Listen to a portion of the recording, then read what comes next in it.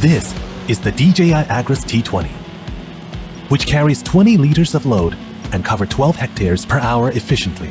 The 4-channel independent flow control allows more even application, while the intelligent relief valves results in more convenient air removal. The omnidirectional digital radar provides 360 degrees 3D scene reconstruction, empowers the aircraft to avoid obstacles autonomously, even in poor visibility, guarantees safe operation both day and night. The new programmable controller is equipped with RTK module for centimeter-level flight planning. Simply press one button to have the drone take off and perform its job autonomously. Equipped with a new spreading system, T20 can deliver uniform spreading of seeds, fertilizer, and other solid materials at a rate up to 10 kilograms per minute. The rating of IP67 makes the whole aircraft washable. The foldable design makes the T20 even more portable.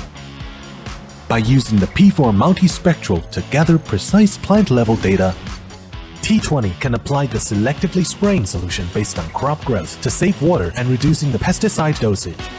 With the help of Phantom 4 RTK and DJI Terra, users can apply 3D flight path for more efficient planning. T20 is capable of flying precisely along flight path on multiple application scenarios.